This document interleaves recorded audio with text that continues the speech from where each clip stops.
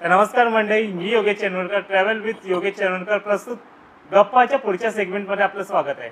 तर आठवतं आपण सुरुवात कशी केलेली, मूर्तिकार नंतर मंडळाचे आपण कार्यकर्ते, मंडळाचे कार्यकर्ते नंतर कला दिग्दर्शक, त्याच्यानंतर अजून एक प्रवास होतो, तो म्हणजे गणेशोत्सवात असतं की गाणी. आता त्याच्यामध्ये मुळात तर हे गाणं आलेलं गेल्या वर्षी, पण यावर्षी लालबागच्या राजाच्या फर्स्ट लुकला जे गाणं गाजलंच हा शब्द बोलतो, कारण ते इतकं त्या 10 दिवसामध्ये झालं ना, की गेल्या वर्षीचे त्या गाण्यावरचे व्ह्यूज आणि या वर्षी त्या गाण्यावरचे व्ह्यूज हे भरपूर प्रमाणात वाढलेले. तर आला हा लालबागचा राजा, हे गाणं मुळात ज्यांनी लिहिलं आपण त्याच्याशी बोलूया. आणि याचा कनेक्शन डायरेक्ट जातोय तो गिरगाव आणि लालबाग मध्ये. तर आपण बोलूया विपुल शिवरकर याच्याशी. विपुल नमस्कार. विपुल, मला सांग की हे आला रे लालबागचा राजा, त्यातून तू असं गिरगावचा, हे कसं सुचलं तुला हे गाणं? मुळात हे गाणं ज्या यूट्यूब चॅनलवर प्रदर्शित झालं, माऊली फिल्म्स, त्याचा जो ओनर आहे त्या चॅनलचा, त्याने मला कॉन्टॅक्ट केला, आशुतोष काकडे म्हणून. तर त्याने कॉन्टॅक्ट केला आणि मला सांगितलं की मला एक गाणं करायचं आहे. तो मुळात लालबागमध्ये जी काही फोटोग्राफी होते वगैरे, जी लाईव्ह जातं, तर तिथे तो 10 दिवस असतो. गेले 2-3 वर्ष तो तिथे असतो सेवेला.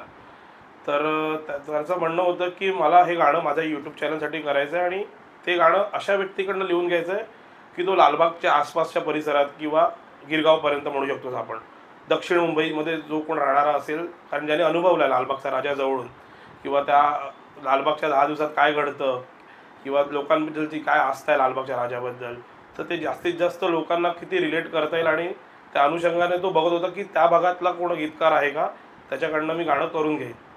सो योगायोगाने त्याला माझं नाव मिळालं आणि त्याच्यासाठी हे माझं पहिलं गाणं लालबागचा राजा. तसं गणपतीची गाणी मी गेले 2015 करतो आहे. सो 2024मध्ये मला लालबागच्या राजाचं गाणं करायची संधी मिळाली आणि मग त्याचा फोन आला मला की असं असं आहे, आपल्याला गाणं करायचं आहे. तर त्याने थोडं ब्रीफ केलं मला गाण्याबद्दल की गाणं कसं असेल तुझ्या, आणि त्याने मला तेवढी लिबर्टी दिली. मुळात तो म्हणाला की तुझ्या मनात लालबागचा राजा काय आहे आणि लोकांचे इमोशन, आपल्याला इमोशनल गाणं, लोकांना अटॅच करणारं असं गाणं करायचं आहे, जेणेकरून ते जास्तीत जास्त लोकांपर्यंत पोहोचेल आणि लोक रिलेट केल्यावर ते जास्त फील करतील मुळात. तर त्या अनुषंगाने मग मी लिहायला सुरुवात केली आणि त्याला मी ते पहिला ड्राफ्ट पाठवला. तर त्याला आवडलं, प्रचंड आवडलं. मला म्हणाला मला अपेक्षित आहे असं आहे. थोडंफार नंतर आम्ही म्युझिकली गाणं म्हटलं की ते त्यात करेक्शन आणि फायनल जोपर्यंत होत नाही तोपर्यंत बरेच त्याच्यामध्ये मागे पुढे गोष्टी होतात. पण अल्टिमेटली आम्हाला असे काही शब्द, काही आणि अशा गोष्टी, मुळात आपण म्हणतो ही शान कोणाची, लालबागच्या राजाची, हा जो जयघोष केला जातो विसर्जनाला म्हणा किंवा सुरुवातीपासूनच, सो ते आम्हाला गाण्यात कुठेतरी हायलाईट करायचं होतं. त्याचबरोबर 10 दिवसात गणपतीचे जे आपण 10 दिवस ते सेवा करतात, तिकडचे कार्यकर्ते म्हणा किंवा बाहेरची लोक जी मंडळासाठी नेहमी असतात, उभे असतात त्यांच्या मागे, सो त्या सगळ्या इमोशन्स आणि ओव्हरऑल मजा आली. पण काम करायला आम्हाला 2024मध्ये आम्ही हे गाणं प्रदर्शित केलं होतं. या गाण्याचं म्युझिक तेजसने केलेलं आहे, ध्रुवनने ते गाणं गायलं आहे, ध्रुवन मूर्ती. सो तो नॉन महाराष्ट्रीयन असून त्याने गायलेला आहे. सो तोही एक एक्सपेरिमेंट होता मुळात, कारण मराठी बरेच सिंगर आहेत, आम्ही त्यांच्याकडनं पण करू शकत होतो, पण आम्हाला काहीतरी वेगळा व्हॉइस द्यायचा होता जेणेकरून काहीतरी वेगळं करता येईल. सो अशा तऱ्हेने मग ते गाणं 2024ला आम्ही प्रदर्शित केलं. एक्सपिरियन्स होता यावर्षी, ज्यावेळेला तो पडदा ओपन झाला त्यावेळेला ते गाणं लागलं. हां, तर मुळात मला सांगायचं की 2024ला जेव्हा फर्स्ट लुक होता, जेव्हा 2 दिवस आधी हे गाणं प्रदर्शित केलं होतं, तर आमचे प्रयत्न हेच होते की त्याच वर्षी ते गाणं त्या फर्स्ट लुकला वाजावं किंवा त्या दरम्यान कुठेतरी वाजावं, पण ते नाही झालं. पण 2025ला आपण म्हणतो ना की काही गोष्टी आपण अनएक्सपेक्टेड घडतात आपल्या आयुष्यात, तर त्याच प्रकारे आहे. तर हे 2025ला जेव्हा गाणं वाजलं आणि आम्हाला कोणालाच टीमला माहिती नव्हतं ह्याची कल्पनाच नव्हती मुळात, कारण आणि ते जेव्हा ते वाजलं आणि ते कंटिन्यू लूपमध्ये साधारण 40 मिनटं वाजलं आणि तेव्हाच ते जास्तीत जास्त लोकांपर्यंत पोहोचलं मला असं वाटतं. कारण फर्स्ट लुकसाठी आपण आतुरतेने वाट बघत असतो, प्रत्येक गणपतीचा आगमन सोहळा वगैरे असतो, पण लालबागचा राजाचा फर्स्ट लुक हा जगजाहीर आहे की किती व्हायरल असतो आणि किती लोक त्यावर लाईव्ह असतात. त्यामुळे जो काही जो व्ह्युअर्स होता, तो फर्स्ट कॅच झाला तो त्या फर्स्ट लुकमध्ये झाला.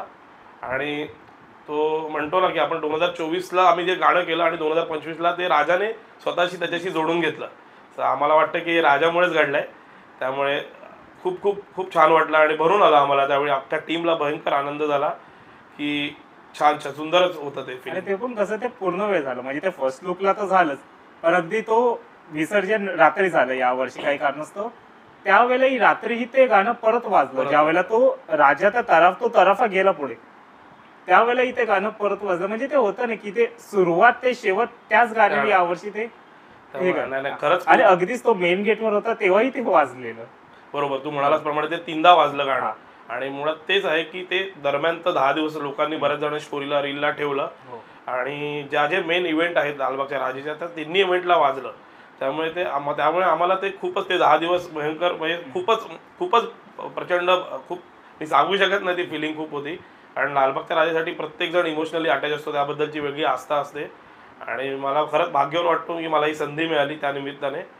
आणि त्यामुळे आज मला खूप छान वाटतंय ते गाणं, मला वाटतं. आणि आता हे एकदा ते जोडलं गेलं गाणं की ते अजरामर झालं, मला असं वाटतं. कारण कसं आहे माहितीये, राजाचं आता बोलतात नाही 2 गाणी अजरामर होतील. एक तर ऑब्व्हियसली आहेच पालखी निघाली राजाची, आणि दुसरं आत्ताचं हे. पण कसं झालं माहिती, आता काही पिढींचंही असं होतं ना की जेनझी किंवा असे काही लोक आहेत की ते कम्पॅरिझनही होत आहे पालखी निघाली राजाची आणि याच्यावर. तर तू कसं ही सगळी गोष्टी बघतोस? नाही, पालखी निघाली राजाची तेही सुंदर गाणं आहे. पण मुळात मला वाटतं की दोन्ही गाण्यांमध्ये काळाचा फरक आहे. पालखी निघाली राजा ही साधारण 13 वर्षापूर्वी अविनाश नारकर यांच्यावर चित्रित झालेलं ते गाणं आहे. त्यावेळेचा काळ वेगळा होता. त्यावेळी मला वाटत नाही जेवढं सोशल एवढं ॲक्टिव्ह होतं, एवढे प्लॅटफॉर्म्स होते, त्यामुळे गाणीही एवढी बनत नव्हती. म्हणजे मला वाटतं की त्यानंतर फारशी कुठली गाणी त्या दरम्यान नसतील बनली या मधल्या काळात.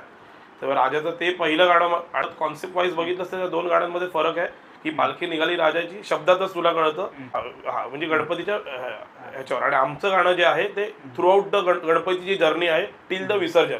आम्ही तो पूर्ण प्रवास दाखवला आहे त्याच्यामध्ये. त्यामुळे मुळात कॉन्सेप्ट वाईज हा फरक आहे. तो मी कंपॅरिझन नाहीच करणार. मुळात प्रत्येक गाणं हे त्याच्या जागी खरंच छानच आहे, योग्य आहे. आणि आता मी म्हणशील की आत्ता तू बघतोस की 2025 आपण आलो आहे, दरवर्षी भरपूर गाणी होतात गणपतीवर. पण हे गाणं आपलं वेगळे पण टिकून उभं राहिलं 2025 2024ला जरी ते रिलीज झालं असलं तरी 2025 त्याने त्याची योग्यता स्वतःहून दाखवली. मला वाटतं ही राजाचीच कृपा आहे, त्याच्याशिवाय हे शक्य नव्हतं. तुम्ही पण आता मला एक सांग ना की नॉर्मल आता तू गाणं लिहितोस, पण काही गाणं हे असं असतं ना की आता हीच आपण लालबागच्या राजाचंच, त्याच्यामध्ये एक लाईन आहे ना ती स्त्रीलिंगावर आहे पूर्ण. तर मला ते सांग ना, हे लिहिताना जेंडरचं हे कसं बघतोस तू, त्याच्यामध्ये ते चेंजेस किती होतात? नाही, मुळात तू म्हणालास तेव्हा मला सांगायला आवडेल की या गाण्यात 2 सिंगर आहेत, एक तर ध्रुवन मूर्ती आणि दुसरी म्हणजे स्नेहा महाडिक. तर आपण जे गाणं वारंवार ऐकतो किंवा रीलमध्ये पण ते जे पहिलं कडवं आणि हुक लाईनचं जे मुकडा आहे तोच लोकांनी ऐकलाय. मला वाटतं की लोकांनी पूर्ण गाणं ऐकावं. स्नेहा महाडिक ही एकदम उत्तम गायिका आहे, तिनेही खूप छान गायलेलं आहे. त्यामुळे मला वाटतं की ते गाणं पूर्ण ऐकावं, जेणेकरून आपल्याला पूर्ण लालबागचा राजाचा तो 10 दिवसांचा प्रवास टिल द विसर्जन, ते सगळं फिलिंग्स तुम्हाला एकत्र समजतील किंवा ऐकायला छान वाटतील. आणि मुळात तू म्हणालास की जेंडर स्पेसिफिक, तर मला असं वाटतं की इमोशन्स आहेत, इमोशन्सला जेंडर्स नसतात. मला वाटतं की एखादी महिला जे फील करते तेच पुरुष फील करतो, त्यामुळे ते शब्दात मांडणं काय फार अवघड नव्हतं. त्यामुळे इमोशन्सला जेंडर नसतं, त्यामुळे ते सोपं झालं मला त्यासाठी काय फारसं वेगळं स्ट्रगल करावं लागलं नाही. आता मला सांग की तुझी सुरुवातच या गणपती फिल्ममध्ये कशी झालेली? हां, तर आता तू हे म्हणतोय तर 2000 मगाशी मी म्हणालो 2015ला माझा हा गणपतीच्या गाण्यांचा प्रवास सुरू झाला. 2015 साली अभिषेक चिटणीस म्हणून एक व्यक्ती आहे, अक्षर गणेश कलाकार म्हणून, जो आता सध्या पॉप्युलर आहे. त्याचं एक पेज होतं विश्वविनायक म्हणून गणपतीचं, ज्याच्यावर गणपतीचे फोटोज किंवा पोस्ट, त्यावेळी फेसबुक जास्त पुढे होतं, तेव्हा इंस्टा मुळात नव्हतं. त्यामुळे फेसबुकवरती त्याचं ते पेज होतं. त्याने माझी काही कविता वगैरे पोस्ट केलेल्या पाहिल्या आणि तो मला म्हणाला की गाणं करू शकतोस का, तू लिहू शकतोस का. तर मी म्हटलं ठीक आहे, आपण प्रयत्न करूया. आणि मग त्याने मला थोडं सांगितलं की असं असं आहे, तर मला या गाण्यासाठी तू मला लिरिक्स लिहून दे. त्याचा एक मित्र आहे प्रणय दरेकर म्हणून, तो म्युझिक आणि सिंगिंग करेल म्हणाला होता. तर त्या अनुषंगाने मी गाणं लिहिलं आणि ते माझं पहिलं गाणं 2015 साली यूट्यूबवर रिलीज झालं होतं, त्याच्या यूट्यूब चॅनलवर रिलीज झालं होतं. सो ते पहिलं गाणं. आणि आज 2025 आलो. गेले 10 वर्षात मी 11 गाणी गेली आहेत. तर माझा हाच प्रयत्न असतो की दरवर्षी गणपतीचं एकतरी गाणं माझ्याकडनं ती सेवा घडावी. मग ते कमर्शियल असो काय, हा विचार नसतो त्यामागे. फक्त ते गाणं मला एक मी म्हणू शकतो की एक मला गाणं म्हणजे एक गणपतीसाठी एक पुष्प म्हणून मी ते अर्पण करतो. मला एक सांग ना की आता हे गणपतीचं गाणं करतो, पण त्याच्यामुळे काही फिल्म्स पण असतील किंवा असे, या दोघांमध्ये किती डिफरन्स असतो दोन्ही कामांमध्ये? येस. गणपतीचं गाणं करताना मला असं वाटतं की एक डिवोशनल ती सेगमेंट जॉनरच पूर्णपणे वेगळा आहे. आणि जेव्हा मी म्युझिक अल्बम किंवा पिक्चर फिल्मसाठी काही गाणी केली आहेत किंवा करतो रॅदर, तर त्याच्यामध्ये काही सिच्युएशनल असतात, काही कंपोजिशन्स रेडी असतात. तर दोन्ही प्रकारे काम करावं लागतं. तिथे तुम्हाला लिमिटेशन्स असतात. पण गणपतीची गाणी आत्तापर्यंत जी केली आहेत, काही मंडळाची पण केली आहेत, पण शेवटी इमोशन्स गणपतीसाठी जे आहेत ते कॉमन आहेत सगळीकडे. त्यामुळे मला फक्त एवढंच असतं की प्रत्येक गाणं हे एकमेकांपासून थोडं वेगळं असलं तरी पण ते गणपतीचं गाणं आहे. सो अल्टिमेटली ते लोकांना रिलेट होणं ते गरजेचं आहे की ते भरकटलं नाही पाहिजे दुसरीकडे कुठे. सो पिक्चरची गाणी म्हणालास आणि गणपतीची गाणी यामध्ये तो हाच फरक असतो की ते सिच्युएशनल नसतं. गणपतीचं एक इमोशन, एक कॉमन जो पाया आहे गाण्याचा तो कॉन्स्टंट असतो. तर विपुल, पुढचा प्रश्न आता असा आहे की मला एक सांग ना की आता गणपतीचं एक गाणं आहे आणि काही फिल्म्सचे गाणे आहेत, या दोघांमध्ये डिफरन्स काय होतो तुला करताना? अच्छा, तर फिल्म्सचं पहिलं सांगतो मी. फिल्म्सचं किंवा म्युझिक अल्बमचं गाणं येतं तेव्हा काही सिच्युएशन असते, काही क्रायटेरिया दिलेला असतो त्यांना, किंवा मार्केटमध्ये जी गाणी चालू आहेत त्यांना कमर्शियली जेव्हा मी काम करतो तेव्हा त्यांना ते कमर्शियली त्यातनं रिटर्न्स कसे मिळतील त्याप्रमाणे ते गाणं किंवा एक रेफरन्सेस असतात फिक्स त्या आणू शकत. म्हणजे का साच्यामध्ये थोडं लिमिटेशन्स येतं तिथे काम करताना. गणपतीच्या गाण्यात मी टचवूड मला जी अशी गाणी मिळाली त्यात मला माझी पूर्णपणे लिबर्टी मिळाली आहे. त्यामुळे मला ओपनली ते गाणं लिहिता आलं आहे. प्रत्येक गाणं इमोशनली आणि म्हणा जेव्हा जी काही गाणी जॉनर तर प्रत्येक गाण्याची गणपतीची पण वेगळे येतात. काही हाय पिच आहेत, काही स्लो आहेत, सुदिंग आहेत, पण तिथे लिबर्टी एक चांगली मिळेल. आणि मुळात गणपतीचं गाणं करताना जे सॅटिस्फॅक्शन मिळतं ते वेगळ्याच लेवलचं आहे आणि त्यातनं एक वेगळंच समाधान मिळतं. आणि त्यातनं असं दरवर्षी मी म्हणालो तसं की प्रत्येक वर्षी माझा तो प्रयत्न असतो एकतरी गाणं यावं जेणेकरून माझ्याकडनं काहीतरी ती गीतरूपी सेवा गणपतीसाठी घडते आणि मला त्यातनं वेगळा आनंद मिळतो. मग असं कधी झालंय का की एक पूर्ण तुझं लिहून झालेलं आहे पण त्याच्यानंतर डिरेक्टरला किंवा दुसरं कोणाला काही चेंजेस हवे असतील तर? असं बऱ्याचदाच होतं, कारण जेव्हा तू गाणं या इंडस्ट्रीत काम करतोस तेव्हा करेक्शन्स आणि थ्रूआउट चालूच असतात. इवन अशी माझी बरीच गाणी आहेत जी 2-2, 3-3 वर्षापूर्वी लिहिलेली आहेत, ती आज प्रदर्शित होत आहेत.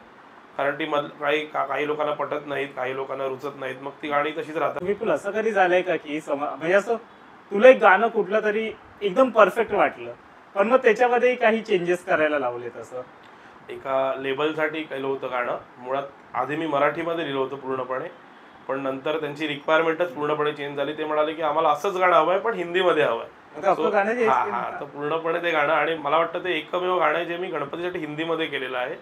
मग ते पूर्ण गाणं रिवर्क करून मग आम्ही माझे जे आर्टिस्ट आहेत सोबतचे, मी त्यांचं पण थँकफुल आहे की त्यांनी पण ते रेडी झाले. कारण पूर्णपणे शेवटी ते रिवर्कच करायचं होतं, कारण मराठी आणि हिंदी म्हणजे कम्प्लिटली त्याचं मीटर आणि कंपोजिशन पण सगळंच बदलावं लागलं होतं. सो तो एक अनुभव होता की त्यामध्ये पूर्णपणे आम्हाला वर्क करावं लागलं होतं. असं आता मी पण एक असं उलटा वर्क बघितलेलं ते म्हणजे आम्ही जेतो माळमध्ये, ते मराठीमध्ये करायसारखं कसं काय सुचलं? मुळात तो एक गाणं जेव्हा आता बुलबुल्या 3 रिलीज झाला तर ते गाणं मुळात दोन्ही व्हर्जन आहेत, एक श्रेया घोषालचं आहे, एक सोनू निगमचं आहे. तर मला असं वाटत होतं की ते प्रचंड सुंदर गाणं आहे आणि ती चाल आहे त्याच्यावर काहीतरी मराठीत करावं, मला असं मनापासून वाटत होतं. तर माझी एक फ्रेंड आहे, मित्र आहे, अनुराग गोडबोले, त्याची वाईफ आहे श्रुती गोडबोले, तीही क्लासिकल आहे आणि मुळात ते गाणं बघशील ते पूर्णपणे क्लासिकल जॉनरचं आहे. तर त्या प्रकारचं कोणी गाणारं आहे का म्हणून मी विचार करत होतो आणि मग मला त्या चालीवर काही शब्द सुचले होते. मग मी तिला म्हणालो की आपण इनिशियली कोलॅबमध्ये एखादी रील करू शकतो का? तर ती म्हणाली करूया. तिलाही ते आवडलं, कारण ती क्लासिकल बॅकग्राऊंडचे, त्यामुळे तिला ते आवडलं. ती म्हणाली करूया नक्कीच, काहीतरी वेगळं करता येईल आपल्याला. मग आम्ही ती रील बनवली आणि ती रील करून पोस्ट केली इंस्टावर. तर ती लोकांना खूप चांगला प्रतिसाद दिला त्याला आणि मग ती व्हायरल झाली रील. आणि योगायोगाने ती गाण्याची रील टी सिरीजमध्ये एक आहेत व्यक्ती जे मराठीचं कंटेंट बघतात त्यांच्यापर्यंत पोचली. तर त्यांनी मला कॉन्टॅक्ट केला की आता आम्ही असे एक सेगमेंट चालू केलं आहे ज्याच्यामध्ये हिंदीचे आम्ही मराठी व्हर्जन करतो, एक्झॅक्टली मगाशी म्हणालो त्याच्या अपोजिट. तर मी म्हणालो का नाही, आपण करूया. आणि मग ते ऑफिशियली टी सीसाठी आम्हाला ते करता आलं आणि त्यांच्यावर ते रिलीज झालं. त्यामुळे तो एक म्हणतो ना आपण, एखादा प्रयत्न आपण मनापासून केला की ती कुठे घेऊन जाईल काम तुम्हाला सांगता येत नाही. आता की हा आपण टप्पा बघितला, म्हणजे मग तो गणेशोत्सवाचा असेल की फिल्मचा असेल किंवा हे लँग्वेज बॅरियर असेल. आता हाच लँग्वेज बॅरियर हा बोललो ना की त्याच्यामध्ये आता ते गाणं पण आपण बघितलं, त्याच्यामधला मेन जो कडवा आहे तो बंगालीमध्ये, त्याच्यानंतर हिंदी, मग हे 2 लँग्वेजमध्ये पण खेळायचं, त्यात पण तुला ते मराठी ठेवायचंय त्यामध्ये. ते किती वेगळं होतं करण्याच्या ह्याच्यामध्ये? नाही, मुळात कसं असतं, गाण्याची जी चाल आहे त्या चालीवर आपण शब्द लिहितो. त्यामुळे जेव्हा गाणं लिहिलं गेलं तेव्हा मी ते हिंदी आणि बंगाली दोन्ही शब्द साईडला केले होते. मी फक्त त्या चालीवर कॉन्सन्ट्रेट केलं होतं. आणि याच्या आधी जे काही काही काही गाणी केली आहेत ज्याच्यावर पहिली चाल, कसं असतं गाणं बनताना 2 प्रकारे बनतं. आयदर एकदा लिरिसिस्ट लिहितो गाणं आणि मग ते चालबद्ध किंवा संगीतबद्ध केलं जातं, किंवा व्हाईस वर्सा, संगीतकाराला काही चाल सुचते आणि मग त्याच्यावर लिरिसिस्ट लिहितो. आणि मला दोन्ही प्रकारे गाणं लिहिता येतं. त्यामुळे आता गेले 10 वर्ष सातत्याने मी प्रयत्न करतोय आणि मला असं प्रयत्नशीलच आहे मी आताही, असंही म्हणेन. आणि त्यामुळे मला ते शक्य झालं सहज की ते गाणं मला लिहिता आलं पूर्णपणे. तर अजून एक गाणं बघितलं ते वारीवर पण होतं, ते त्याच्याबद्दल काहीतरी सांग. वारीवर मी 2 गाणी केलेत. रादर यावर्षी एक तिसरं गाणं तू म्हणतोयस तर तो एक प्रयत्न असतो. मी म्हणालो जसं गणपतीसाठी करायचं असतं तसं विठ्ठलासाठी आषाढी एकादशीच्या निमित्ताने मला एकतरी गाणं करायचं मनोभावी वाटत असतं, दरवर्षी वाटत असतं. आणि योगायोगाने गेले 3-4 वर्ष ते घडतंय माझ्याकडनं आणि पुढेही घडावं एवढीच मी इच्छा बाळगतो. आणि मग त्या अनुषंगाने वारी, मी प्रत्यक्ष वारी अनुभवली नाही अजून, पण वारीचे जे काही व्हिडिओज, जे काही फुटेजेस किंवा वारकऱ्यांचे जे काही अनुभव, आता फोटोग्राफर आणि तुमच्यासारख्या ट्रॅव्हल व्हिडिओज जे बनवतात त्यांच्यामुळे आम्हाला ते पाहायला मिळते आणि मग आम्हाला व्हर्च्युअली ते अनुभवता येते. आणि मग जे काही व्हर्च्युअली जे पाहिलं त्यातलं मग काही जे इमोशन्स तुम्ही जे दाखवतात ते मी शब्दांना मांडतो.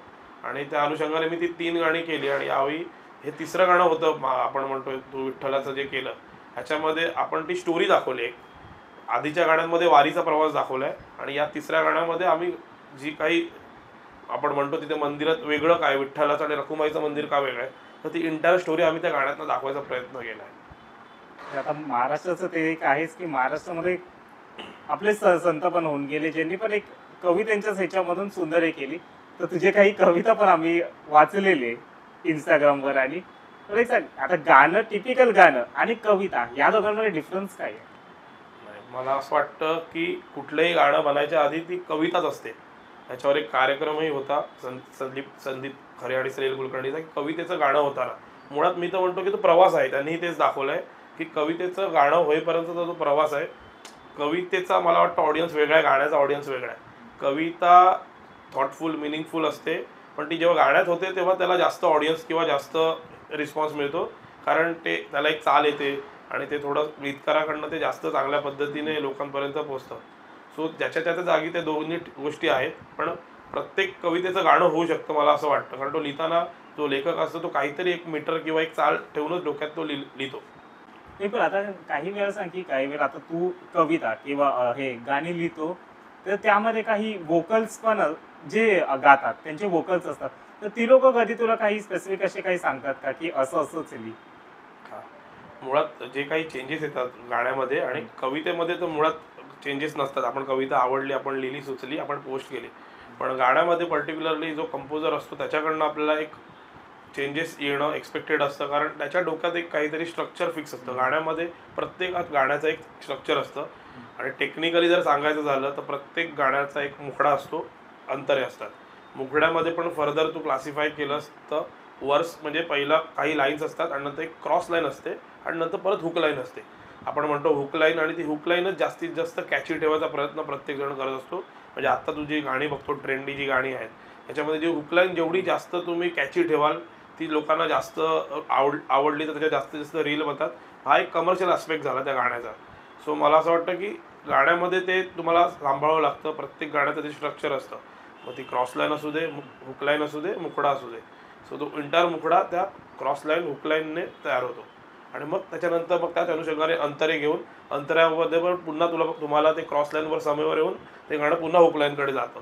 सो हे स्ट्रक्चर त्या कंपोजरच्या डोक्यात असतं आणि त्या अनुषंगाने आपण लिहिताना पण ते मला वाटतं की तुम्ही त्या प्रकारे तयार व्हायला हवं. जर तुम्ही गीतकार म्हणून इंडस्ट्रीत काम करणार असाल तर तुमच्या डोक्यात पण ती क्लॅरिटी असायला हवी की ह्याचं गाणं करणार आहात तर हे म्हणजे जेणेकरून ते पुढे त्याला करायला सोपं जातं आणि मग तुम्हालाही तेवढे करेक्शन येत नाही. तुझं काही असा फेवरेट प्रोजेक्ट आतापर्यंत जो तू केलास?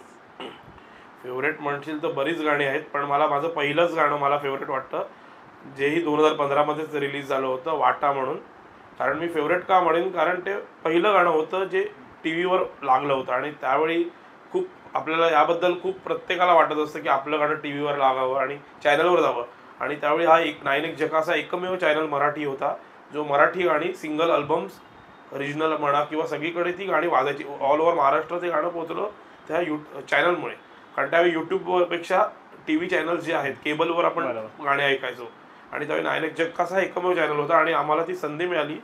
आणि माझं ते पहिलं गाणं वाटा म्हणून जे गाण्यामध्ये आमची पहिली जी टीमही तयार झाली, आम्ही मग एकत्र गाणीही केली आहेत. पण ते गाणं नेहमीच माझ्यासाठी आजही स्पेशल असेल मला असं वाटतं. आता मला आठवतं ना की मी तुझं पहिलं म्हणजे असं तुझं पहिल्यांदा ऐकलेलं ते हे गणाध्यक्ष पहिला आणि ते त्यावेळेला ना बरंच गाजलेलं ते गाणं. त्याची काही किस्से सांगा.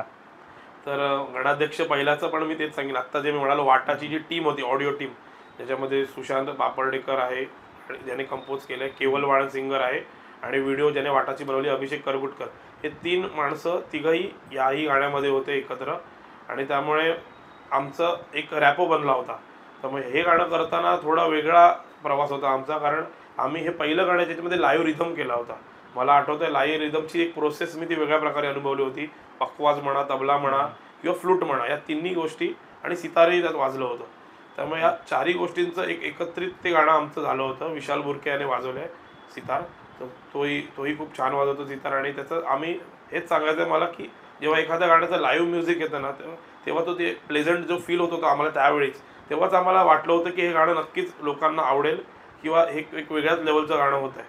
आणि ते गाणं देखील चांगल्या लेवलला गेलं आणि व्हिडिओ पॅलेसने ते गाणं घेतलं, त्यामुळे ते आणखीन लोकांपर्यंत पोचलं. तर याचं श्रेय मी माझ्या टीमलाच देतो. आम्ही खूप मनापासून ते गाणं केलं होतं. साधारण एक गाणं असं लिहायला आता हे आलं लाल पक्ष राजा प्रक्रिया, हे लिहायला तुला किती दिवसाचा कालावधी लागलेला? मला असं आमचं काही फिक्स नसतं. गाणं कसं आहे, तुला सुचलं तर तुला ते लगेच एका तासात कम्प्लीट गाणं होतं किंवा नाही म्हटलं तर मग तुला तो 2-3 दिवस किंवा एक आठवडाही लागतो. पण ह्याच्यामध्ये मला एक बेनिफिट हे होता की लालबागचा राजा जवळून अनुभवला होता. गणपतीत काय घडतं, लोकांच्या काही फिलिंग्स असतात, एवढ्या गर्दीत लोक वाट बघून त्याच्या फक्त एका दर्शनासाठी किंवा त्या चरण स्पर्शासाठी एवढे तास थांबतात. म्हणजे ती जी फिलिंग आहे ती वेगळी आहे. ती आपल्याला मांडायची आहे गाण्यातनं. त्याचबरोबर जे कार्यकर्ते आहेत ते 10 दिवस त्यांची जी सेवा रोलिंग त्यांच्या ड्युटीज असतात, रोटेशनल ड्युटीजमध्ये ते काम करतात. त्यामुळे ते जे 24 तास ते राजाच्या आजूबाजूला असतात आणि ते जो अनुभवतात लालबागचा राजा किंवा तो प्रत्येक भक्तगण किंवा तो प्रत्येक कार्यकर्ता जे अनुभवतो ते मला त्या गाण्यातनं दाखवायचं होतं. आणि ते योगायोगाने माझ्याकडनं चांगलं झालं आणि लोकांनी आत्ता 2025मध्ये त्याला दाद मिळते आणि खूप व्हायरल होत आहे. मला अजूनही आठवतं आहे 2024मध्ये ते 200 ते 300K मध्ये अडकलं होतं, ते आज 3 मिलियन क्रॉस केलेलं आहे. सो मला असं वाटतं की अजूनही असंच प्रेम द्या या गाण्यावर आणि ते राजाला आता जोडलं गेलं याचा सर्वाधिक जास्त आनंद आहे. ते लवकरच स्वरांजलीवर पण जोडेल आणि आम्हाला तिथे पण ते ऐकायला भेटेल. यस आपल्या अपेक्षा. आता मला एक सांग ना की आता आपण सगळेच टॉपिक घेतो तर त्यामध्ये अजून एक भाग येतो तो नवरात्रीचा. तशी काही देवीचेही कुठचे गाणी? यस देवीसाठी ही गाणी केलेली आहेत. 2-3 गाणी केलेली आहेत. एक तर सप्तसूर म्युझिकसाठी केलं होतं अंबे जगदंबे म्हणून. आणि जर हे मी यूट्यूब चॅनलचं म्हणतोय अंबे जगदंबे, आणि यावर्षी एक माऊली माऊलीचं केलं होतं. पण सर्वात आधी जे गाणं केलं होतं ते मी जे जेव्हा आहे मंडळ आहे, आपण जे हॉस्पिटलचा जो कॅम्पस आहे तिथे जेची माऊली बसते, ते पहिलं गाणं देवीचं आम्ही केलं होतं. आणि त्यातही तीच टीम होती जी वाटामध्ये होती, गणाध्यक्षमध्ये होती आणि जेची माऊली. आणि याचा व्हिडिओ जरी मंडळाचा जरी असला पण ते गाणं आम्हाला अजूनही प्रिय आहे, कारण ते देवीचं केलेलं आमचं पहिलं गाणं आहे. आणि ते फारसं लोकांनी ऐकलं नसेल पण मला असं वाटतं की तेही ऐका, तुम्ही आवर्जून ऐका, तुम्हालाही आवडेल. मला एक सांग ना, आता काय काय वेळेला एक आपलीच टीम असते ज्यांच्यावर आपण कम्फर्टेबल असतो त्यांच्यावर काम करणं आणि एक दरवेळेला एक वेगवेगळी टीम यांच्यावर काम करणं. नाही, पण मला असं वाटतं की सुरुवातीला आम्ही टीम म्हणून एकत्र बरीच कामं केली, पण नंतर काय होतं की एका पॉईंटला प्रत्येकाला त्याचा इंडिपेंडंट ग्रोथ इम्पॉर्टंट असते. प्रत्येकाचे म्हणतो वाटा प्रत्येकाच्या वेगळ्या असतात आणि मग प्रत्येकजण त्या अनुषंगाने पुढे आणि मलाही असं वाटतं की प्रत्येक वेगवेगळ्या लोकांसोबत काम करणं खूप गरजेचं आहे. नाहीतर अशा एका पॉईंटला तुमचं काम मोनोटोनस होतं आणि मग लोकांनाच मग त्याचा कंटाळा येतो. मग तेवढं तुम्ही वेगवेगळ्या लोकांबरोबर कामं कराल, तुम्हाला वेगळे अनुभव मिळतात, वेगळं शिकायला मिळतं आणि तुमचं गाणंही वेगळ्या पद्धतीने लोकांसमोर येतं. त्यामुळे ते तुमचं वर्सटॅलिटी मेंटेन राहते तुमच्या कामातली. सो मी नक्कीच म्हणेन की तुम्ही वेगळ्या लोकांबरोबर नक्की काम करा, जेणेकरून तुमच्यातलं एक वेगळा कलाकारातला वेगळा पैलू तुम्हाला लोकांसोबत आणता येईल. विपुल आता कसं झालं माहिती, आता मी काही इथे बोलत होतो, काही मित्रांना हे केलं की मी ह्याचा इंटरव्ह्यू घेतो, आला रे लालबागचा राजा ज्यांनी लिहिले, तर त्याच्यामध्ये कसं झालं, अरे हा ज्यांनी गायलंय त्याचा घेतोय का, ज्यांनी म्हणजे कसं होतं माहितीये, एक जो जो दिसतो एक तर समोरचा किंवा ज्यांनी गायलंय तो फ्रंट ह्याच्यावर राहतो, लिरिक्स ज्यांनी लिहिले आहेत तो नेहमी मागे राहतो. तर तुला कधी असं वाटलं नाही का की आपण पण कुठेतरी एक तर फ्रंट ह्याच्यावर यावं किंवा आपलंही ते नाव व्हावं तसं? हा एकदम तू एकदम योग्य पॉईंट म्हणालास की एक गीतकारालाही, प्रत्येक गीतकारालाही खंत असते की तो नेहमी पडद्यामागे राहिला जातो. कारण गाणं जेव्हा लिहिलं जातं तेव्हा तो कोण लिहितं, इव्हन आपण गाणी ऐकतो तो हे गाणं कोण गायलंय त्या सिंगरच्या नावाने त्या गाण्याची ओळख होते, रॅदर नॉट गीतकाराच्या नावाने. सो हे मला वाटतं की ते दुर्दैव आहे की या इंडस्ट्रीमध्ये की गीतकाराचं नाव, ओळख आपल्याला त्या गाण्यापर्यंत पोचायला त्या गीतकारला पुढे यावं लागतं किंवा त्याला पुढाकार घ्यावा लागतो थोडा. कारण तो गाणं परफॉर्म जो करतो तो गातो, मुळात तू गाणं बघशील गाण्याची जर सुरुवात करतो तो गीतकार करतो. सो गाण्याचा जो स्टार्टिंग पॉईंट आहे तो गीतकारापासून आहे किंवा लेखकापासून आहे. मुळात इव्हन पिक्चरमध्ये पण बघतो स्क्रिप्ट खूप इम्पॉर्टंट असते कुठल्याही गोष्टीची. तर ते आहे, पण ते आहे ते फॅक्ट आहे, त्याला आपण नाकारू शकत नाही. पण मला असं वाटतं की तुम्ही जास्तीत जास्त काम करा, तुमचं काम लोकांपर्यंत पोहोचणार, लोक तुम्हाला ओळखणार. असं नाही आहे की त्या क्षणाला नाही किंवा त्या वेळेला नाही पोचले तरी ते कालांतराने लोकांना कळतं. आज मोठे मोठे दिग्गज लेखक आहेत, गीतकार आहेत. आता मी नावं घेतील तर गुरु ठाकूर आहे, वैभव जोशी आहेत, मंदार सोळकर आहेत, जे इंडस्ट्री फीचर फिल्मसाठी गाणी लिहितात आणि त्यांना मग नामांकनही मिळतात. मला वाटतं तेव्हा मग ते एका प्लॅटफॉर्मवर गेले की त्यांना ते स्टेज मिळतं आणि मग त्यांनाही आज लोक ओळखतात, नावानेशी ओळखतात. सो सुरुवातीचा जो पिरियड असतो त्यामध्ये थोडं हे स्ट्रगल अनुभवायला मिळतं. पण नंतर जेव्हा तुम्ही सातत्य, तुमच्या कामात सातत्य दाखवलं तर तुमचंही एका पॉईंटला किंवा एका टप्प्याला ते तुमची ओळख निर्माण होतेच.